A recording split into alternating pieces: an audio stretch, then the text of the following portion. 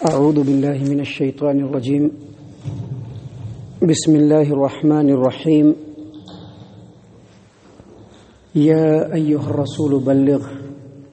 ما انزل الیک من ربک وإن لم تفعل فما بلغت رسالته واللہ یعصمک من الناس ان اللہ لا یہدی القوم الکافرین۔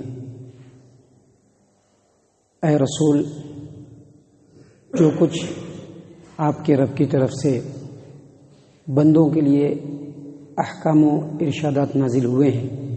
اس کو آپ لوگوں تک پہنچا دیجیے،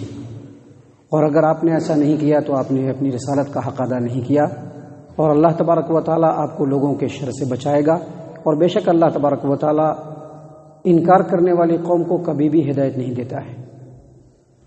معزز سامعین کرام، یہ سورۃ المائدہ ہے، سورۃ المائدہ سورہ نمبر 5، اور اسی صورت سے بھی آپ کے سامنے آیت نمبر 67 یعنی 67 نمبر کی آیت کریمہ تلاوت کی گئی، اور اس کا ترجمہ بھی آپ کے سامنے پیش کیا گیا۔ سامعین کرام، اس آیت کریمہ میں اللہ تبارک و تعالیٰ نے اپنے بندے، اپنے رسول محمد عربی صلی اللہ علیہ وسلم کو رسول کے نام سے مخاطب کیا ہے، اور یہ حکم دیا ہے کہ جو کچھ آپ کے رب کی طرف سے نازل ہوا ہے اس کو لوگوں تک پہنچا دیجیے۔ اور ہمارے پیارے رسول صلی اللہ علیہ وسلم نے بھی اس حکم کی تعمیل میں کوئی کسر نہیں چھوڑی، بلکہ جو کچھ اللہ تبارک و تعالیٰ نے نازل کیا سب کا سب پہنچا دیا۔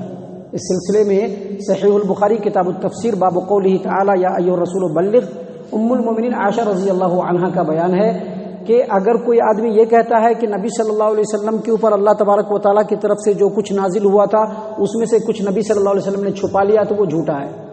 کیونکہ اللہ تبارک و تعالیٰ نے نبی صلی اللہ علیہ وسلم کو حکم دیا کہ اے رسول، جو کچھ احکام و ارشاد آپ کی طرف نازل ہوا ہے وہ سب آپ لوگوں کو پہنچا دیجیے۔ اس حدیث کو امام بخاری رحمہ اللہ نے یہاں پر مختصر روایت کیا ہے، اور دوسری جگہ پر بڑی تفصیل سے روایت کیا ہے، اور اس کے علاوہ امام مسلم نے اپنی صحیح مسلم کتاب الایمان کے اندر بھی، امام ترمذی، امام نسائی نے اپنی سنن میں کتاب التفسیر کے اندر بھی اس روایت کو نقل کیا ہے۔ سامعین کرام، صحیح البخاری کتاب التوحید باب قولہ تعالی وکان عرشہ علی الماء، ام المؤمنین عائشہ رضی اللہ عنہا بیان کرتی ہیں کہ اگر محمد صلی اللہ علیہ وسلم کو کچھ چھپانا ہی ہوتا، جو کچھ اللہ کی طرف سے نازل ہوا تھا اس میں سے کچھ چھپانا ہی ہوتا تو نبی صلی اللہ علیہ وسلم سورۃ الاحزاب آیت نمبر 37 یعنی اس آیت کریمہ کا ترجمہ یہ ہے کہ اللہ تبارک و تعالیٰ نے نبی صلی اللہ علیہ وسلم نے فرمایا وَتُخْفِي فِي نَفْسِكَ مَا اللَّهُ مُبْدِيهِ وَتَخْشَى النَّاسَ وَاللَّهُ أَحَقُّ أَن تَخْشَى۔ ایک معاملے کو نبی صلی اللہ علیہ وسلم لوگوں کے سامنے لانا نہیں چاہتے تھے، ڈرتے تھے کہ لوگ ناراض ہو جائیں گے۔ اللہ تبارک و تعالیٰ نے سورۃ الاحزاب آیت نمبر 37 کے اندر یہ کہہ دیا کہ آپ جو کچھ دل میں چھپانا چاہتے تھے اللہ تو اس کو ظاہر کرنا چاہتا تھا، اور آپ لوگوں سے ڈرتے ہیں، حالانکہ اللہ تبارک و تعالیٰ اس بات کا زیادہ حقدار ہے کہ آپ اللہ سے ڈریں۔ تو اگر نبی صلی اللہ علیہ وسلم کو کچھ چھپانا ہوتا تو اس آیت کریمہ کو چھپا لیتے تھے، لیکن نبی صلی اللہ علیہ وسلم نے اپنی جتنی بھی باتیں اللہ کی طرف سے بندوں کے لیے نازل ہوئی سب کو لوگوں تک پہنچا دیا۔ یاد رکھیے، اللہ تبارک و تعالیٰ نے یہاں پر فرمایا یا ایھا الرسول بلغ، اے رسول جو کچھ نازل ہوا ہے، ما انزل الیک من ربک، آپ کے رب کی طرف سے جو کچھ نازل ہوا ہے وہ سب لوگوں تک پہنچا دیجیے۔ وَإِن لَّمْ تَفْعَلْ، اور اگر آپ نے کچھ چھپا لیا اور نہیں پہنچایا تو آپ نے اپنی رسالت کا حق ادا نہیں کیا۔ پورے قرآن کریم کے اندر جتنے بھی انبیاء اور رسول آئے ہیں ان کی 4 ذمہ داریوں کا ذکر اللہ تبارک و تعالیٰ نے قرآن کریم کے اندر کیا ہے، جس میں سے سب سے اہم ذمہ داری، سب سے بڑی ذمہ داری تبلیغ رسالت، یعنی رسالت کے اندر جو کچھ نازل ہوا وہ سب لوگوں تک پہنچانا، یہ سب سے بڑی ذمہ داری تھی۔ اور نبی صلی اللہ علیہ وسلم نے اس ذمہ داری کی طرف زیادہ توجہ دیا، لوگوں کے تکلیفوں کو سہ سہ کر کے، بڑے بڑے پرمشقت سفر کر کے لوگوں سے انفرادی طور پر بھی ملاقات کیا، اجتماعی طور پر بھی ملاقات کیا، ان کے کڑوے کسیلے جواب کو سننے کے بعد بھی نبی صلی اللہ علیہ وسلم نے اللہ کے پیغام کو لوگوں تک پہنچایا۔ اور آپ صلی اللہ علیہ وسلم اپنی زندگی کے آخری دور میں 3 مرتبہ صحابہ کرام کے مجمع میں اس بات کی گواہی لی کہ جو کچھ اللہ تبارک و تعالیٰ نے میرے اوپر نازل کیا تھا میں نے تم تک پہنچایا یا نہیں پہنچایا؟ تو صحابہ کرام نے جواب دیا کہ آپ نے ضرور پہنچایا۔ تو اس وقت اللہ کے رسول صلی اللہ علیہ وسلم نے آسمان کی طرف ہاتھ کو اٹھا کر کے اللہ تبارک و تعالیٰ کو 3 مرتبہ گواہ رکھا۔ جیسا کہ دیکھیے پہلی حدیث ہے جس کو امام مسلم رحمہ اللہ اپنی صحیح مسلم کتاب الحج باب حجۃ النبی صلی اللہ علیہ وسلم جابر بن عبداللہ رضی اللہ عنہ بیان کرتے ہیں کہ حجۃ الوداع کے موقع سے خطبہ حج کو دینے کے بعد نبی صلی اللہ علیہ وسلم نے تمام صحابہ کرام کے مجمع کو مخاطب کرتے ہوئے کہا کہ بعد میں اللہ کے بارگاہ میں میرے بارے میں تم سے سوال کیا جائے گا، کیا تم میرے بارے میں کیا جواب دو گے؟ تو صحابہ کرام نے بیک زبان یہ اعتراف کیا، اقرار کیا کہ اللہ کے رسول صلی اللہ علیہ وسلم ہم اللہ کے بارگاہ میں اس بات کی گواہی دیں گے کہ آپ نے اللہ کے حکم کو کمپلیٹلی ہم تک پہنچا دیا، تبلیغ کے حق کو مکمل طور پر ادا کر دیا اور ہماری بھرپور نصیحت فرمائی۔ اللہ کے رسول صلی اللہ علیہ وسلم نے 3 مرتبہ ہاتھ کو اٹھا کر کے اللہ کی طرف اشارہ کر کے کہا کہ اللہ تو گواہ رہنا ہے، اللہ تو گواہ رہنا ہے، اللہ تو گواہ رہنا۔ صحیح البخاری کتاب العلم کے اندر نبی صلی اللہ علیہ وسلم نے نبی صلی اللہ علیہ وسلم کی روایت ہے کہ نبی صلی اللہ علیہ وسلم نے خطبہ حجۃ الوداع کے بعد، خطبہ حج کے بعد نبی صلی اللہ علیہ وسلم نے صحابہ کرام کے مجمع میں پہلے پوچھا کہ کیا میں نے ساری باتیں پہنچا دی؟ صحابہ کرام نے گواہی دی کہ ہاں پہنچا دیا۔ تو آپ صلی اللہ علیہ وسلم نے کہا کہ جو لوگ یہاں موجود ہیں اور جن لوگوں نے اللہ کے پیغام کو میری زبان سے سنا ہے وہ دوسروں تک پہنچائے جو یہاں موجود نہیں ہے۔ یعنی صرف اپنے تک محدود نہیں رکھنا ہے بلکہ جو غائب ہے وہاں تک پہنچانا ہے، کیونکہ ہو سکتا ہے کہ پہنچانے والا ایسے آدمی کو علم دے جو اس سے زیادہ علم والا ہو۔ اب دیکھیے امام بخاری رحمہ اللہ کا علم کتنا وسیع ترین، کن سے پہنچا؟ کیا صحابہ کرام سے پہنچا؟ نہیں، ایک سلسلے وار پہنچا، اور یہ نبی صلی اللہ علیہ وسلم کی دعوت و تبلیغ کا نتیجہ تھا۔ اور دوسری مرتبہ جب نبی صلی اللہ علیہ وسلم کی زندگی میں ایک مرتبہ سورج گرہن لگا، صحیح البخاری ابواب الکسوف، صحیح مسلم کتاب الکسوف، نبی صلی اللہ علیہ وسلم کی زندگی میں ایک مرتبہ سورج گرہن لگا تو پرانے عقیدے، عرب کے عقیدے کے مطابق لوگوں کا یہ عقیدہ تھا کہ یہ سورج جو گرہن لگتا ہے، چاند جو گرہن لگتا ہے، یہ کسی بڑے آدمی کے مرنے کی وجہ سے، اور اتفاق سے وہ دن تھا جس دن اللہ کے رسول صلی اللہ علیہ وسلم کے فرزند ابراہیم کا انتقال ہوا۔ یہ 10 شوال، یہ 29 شوال 10 ہجری، اور یہ پیر کا دن تھا۔ جب ان کا انتقال ہوا تو بعض مسلمانوں نے یہ کہہ دیا کہ ابراہیم کے مرنے پر یہ سورج گرہن لگا ہے، تو نبی صلی اللہ علیہ وسلم فوراً باہر نکلے، لوگوں کو حکم دیا کہ نماز پڑھا جائے گا۔ آپ صلی اللہ علیہ وسلم نے طویل لمبی 2 رکعت نماز پڑھائی جس میں 4 رکوع اور 4 سجدے تھے، لمبی قرات تھی۔ نماز کے بعد نبی صلی اللہ علیہ وسلم نے اپنے صحابہ کرام کو یہ حکم دیا کہ جب بھی سورج گرہن لگے یا چاند گرہن لگے تم نماز پڑھو۔ اس کے بعد ایک لمبا خطبہ دیا۔ لمبے خطبے میں نبی صلی اللہ علیہ وسلم نے سب سے پہلے اس جاہلی عقیدے کا رد کیا کہ یہ اللہ کی نشانی ہے، یہ سورج اور چاند اللہ کی نشانی ہے، جب اللہ چاہتا ہے اس میں گرہن لگ سکتا ہے، جب اللہ چاہے گا اس میں گرہن نہیں لگے گا۔ اور تمام خطبے کے بعد نبی صلی اللہ علیہ وسلم نے آخر میں صحابہ کرام سے پوچھا کہ اللہ کا جو پیغام تھا وہ میں نے تم تک پہنچایا یا نہیں پہنچایا؟ سبھی صحابہ کرام نے بیک زبان کہا کہ اے نبی صلی اللہ علیہ وسلم، آپ نے اللہ کے پیغام کو پہنچا دیا۔ تو اللہ کے رسول صلی اللہ علیہ وسلم نے آسمان کی طرف انگلی اٹھا کر کے کہا کہ اللہ تو گواہ رہنا۔ اور تیسری دفعہ جب مرض الموت کا وقت آیا،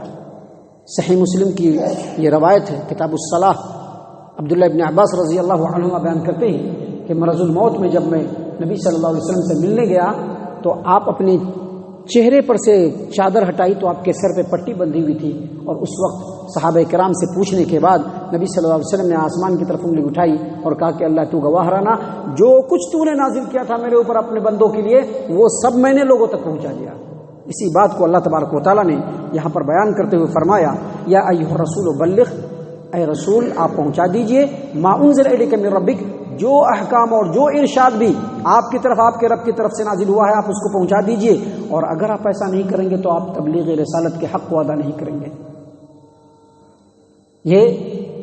آیت کریمہ، اور اس کے بعد اللہ تبارک و تعالیٰ نے جو آگے بات فرمائی ہے اس میں ایک بہت بڑا ہمارے لیے میسج چھپا ہوا ہے۔ اللہ تبارک و تعالیٰ نے فرمایا واللہ یعصمک من الناس، اے محمد عربی صلی اللہ علیہ وسلم، اللہ تبارک و تعالیٰ آپ کو لوگوں کے شر سے بچائے گا۔ اللہ تبارک و تعالیٰ آپ کو لوگوں کے شر سے بچائے گا۔ دیکھیے، ایک نبی ہوتے ہیں اور ایک رسول ہوتے ہیں۔ نبی اور رسول میں علماء کرام نے کچھ فرق بیان کیے ہیں، جس میں پہلا فرق یہ ہے کہ جب کسی رسول کو اللہ تبارک و تعالیٰ کو بھیجنا ہوتا ہے تو آسمانی کتابوں کے اندر اس کی بشارت دی جاتی ہے۔ نبی صلی اللہ علیہ وسلم کی بشارت اس سے پہلے جتنی بھی کتابیں تھیں سب میں آئی، لیکن جو نبی ہوتے ہیں ان کی بشارت نہیں دی جاتی ہے۔ ضروری نہیں ہے بشارت دینا، اللہ دے بھی سکتا ہے، نہیں بھی دے سکتا ہے۔ دوسری بات جو ہے وہ یہ کہ جو رسول ہوتے ہیں ان کو مستقل شریعت دی جاتی ہے، ان کے اوپر کتاب نازل ہوتی ہے، ان کی ایک الگ امت ہوتی ہے اور وہ امت کی مکمل تشکیل دیتے ہیں، جبکہ نبی کے اندر یہ بات ہونا ضروری نہیں ہے، بلکہ نبی اپنے پچھلی کتاب کی اتباع کرتے ہیں اور کرواتے ہیں اور اسی شریعت کے مطابق لوگوں کی دعوت و تبلیغ کرتے ہیں۔ اور ایک تیسرا جو بڑا فرق ہے نبی اور رسول کے اندر، رسول کی حفاظت کی ذمہ داری مکمل طور پر اللہ تبارک و تعالیٰ لیتا ہے، جبکہ نبی کے بارے میں ایسا ضروری نہیں ہے۔ آپ دیکھیں گے ہسٹری کے اندر کئی ایسے نبی ہیں جن کو شرکش کافروں نے قتل کر دیا، تو نبی کو کبھی کبھی شرکش کافرین قتل بھی کر دیتے ہیں، لیکن رسول کی حفاظت اور اس کے جان کی حفاظت کی ذمہ داری مکمل طور پر اللہ تبارک و تعالیٰ لیتا ہے۔ اور آپ صلی اللہ علیہ وسلم تو پوری دنیا کے لیے رسول بنا کر کے بھیجے گئے تھے۔ آپ صلی اللہ علیہ وسلم کی حفاظت کی ذمہ داری تو آپ صلی اللہ علیہ وسلم کے تعلق سے اللہ تبارک و تعالیٰ پر زیادہ تھی، اسی لیے اللہ تبارک و تعالیٰ نے یہاں پر نبی صلی اللہ علیہ وسلم کو سب سے پہلے یہ حکم دیا کہ آپ اللہ کے کلام کو، اللہ کے پیغام کو، اللہ کے احکام کو، اللہ کے ارشادات کو اللہ کے بندوں تک مکمل پہنچا دے۔ آپ کو اپنی جان کا ڈر نہیں رکھنا ہے، آپ کا کام صرف اللہ تبارک و تعالیٰ کے حکموں کو لوگوں تک پہنچانا ہے، اور اللہ تبارک و تعالیٰ آپ کے جان کی حفاظت کرے گا۔ غزوہ احد میں نبی صلی اللہ علیہ وسلم زخمی ہو گئے تھے، اس سے پہلے کئی بار ایمرجنسی کی حالت آئے، ہنگامی حالت آئے، تو اس وقت نبی صلی اللہ علیہ وسلم بغیر پہرے کے سوتے نہیں تھے۔ صحابہ کرام آپ کے دروازے پر یا جہاں پر آپ سوتے وہاں پر پہرا دیتے تھے، لیکن جب یہ آیت کریمہ نازل ہوئی تو اس کے بعد نبی صلی اللہ علیہ وسلم نے کبھی بھی پہرا نہیں بٹھایا۔ صحیح یہ ایک روایت ہے جس کو امام ابن ابی حاتم نے اپنی تفسیر ابن ابی حاتم کے اندر، اور امام ابو جعفر ابن جریر طبری رحمہ اللہ نے اپنی تفسیر الطبری کے اندر، اور امام حاکم نے اپنی کتاب المستدرک علی الصحیحین کتاب التفسیر باب و تفسیر سورۃ المائدہ کے اندر ام المؤمنین عائشہ رضی اللہ عنہا کی روایت کو نقل کیا کہ نبی صلی اللہ علیہ وسلم جب ہنگامی حالت ہوتی تھی تو پہرا بٹھا کر کے سوتے تھے۔ جب یہ آیت کریمہ نازل ہوئی واللہ یعصمک من الناس، اے محمد صلی اللہ علیہ وسلم آپ کو ڈرنے کی ضرورت نہیں ہے، اللہ تعالیٰ لوگوں سے آپ کو بچائے گا، لوگوں کے شر سے بچائے گا، تو نبی صلی اللہ علیہ وسلم نے اس کے بعد اپنے کھڑکی سے اپنے قبے سے سر کو نکالا اور کہا یا ایھا الناس، اے لوگو انصرفوا، آپ چلے جاؤ، فقد عصمنی اللہ، اللہ تبارک و تعالیٰ مجھ کو بچائے گا، آپ لوگوں کو میرے اوپر پہرا دینے کی کوئی ضرورت نہیں ہے۔ تو اللہ تبارک و تعالیٰ نے یہاں پر نبی صلی اللہ علیہ وسلم سے وعدہ لیا کہ اللہ تبارک و تعالیٰ آپ کو بچائے گا۔ اور آپ صلی اللہ علیہ وسلم کی پوری زندگی، آپ صلی اللہ علیہ وسلم کی پوری ہسٹری کو آپ دیکھیں گے تو 23 سالہ جو نبوی دور ہے اس میں 17 مرتبہ قاتلانہ حملہ آپ صلی اللہ علیہ وسلم پر ہوا۔ 17 مرتبہ قریش کی طرف سے، کفار قریش کی طرف سے، منافقین کی طرف سے، مشرکین کی طرف سے، یہودیوں کی طرف سے 17 مرتبہ نبی صلی اللہ علیہ وسلم پر قاتلانہ حملہ ہوا۔ دیکھیے 23 سالہ جو نبوی زندگی ہے، جس میں سے 13 سالہ جو مکی زندگی ہے، اس میں 3 سالہ جو زندگی ہے، 3 سال کی زندگی نبوی زندگی، اس میں نبی صلی اللہ علیہ وسلم نے بالکل انڈر گراؤنڈ پوشیدہ طور پر دعوت و تبلیغ کا کام کیا، لہذا اس وقت کچھ بھی نہیں ہوا۔ جب آپ صلی اللہ علیہ وسلم نے کھلم کھلا کام کرنا شروع کیا تو 9 مرتبہ قریش کی طرف سے جان پر حملہ ہوا، 9 مرتبہ قریش کی طرف سے، اور 3 مرتبہ یہودیوں کی طرف سے، جس کی پوری تفصیل حدیث کی کتابوں میں بھی ہے، تاریخ کی کتابوں میں سب کو بتا نہیں سکتا اس وقت میں۔ 9 مرتبہ قریش کفار قریش کی طرف سے، 3 مرتبہ یہودیوں کی طرف سے، 3 مرتبہ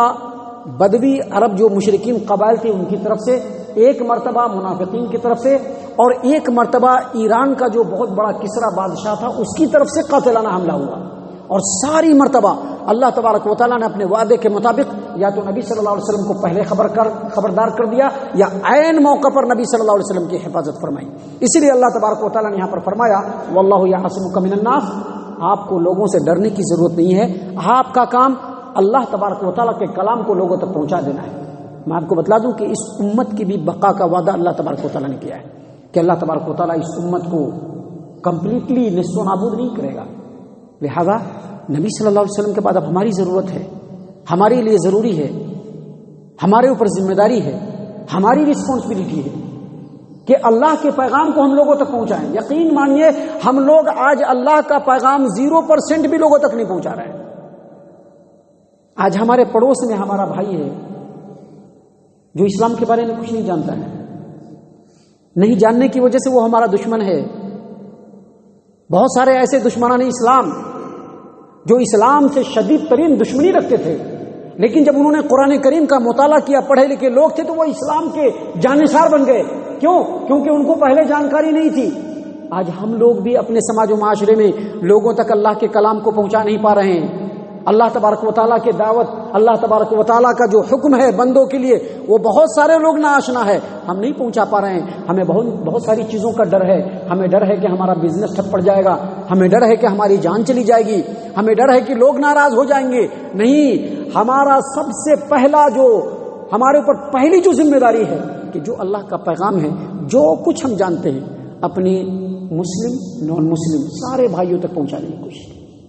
مسلم بھائی کو بھی پہنچانے کی کوشش کریں، نان مسلم بھائی کو بھی پہنچانے کی کوشش کریں. ہمارا کام صرف پہنچا دینا ہے.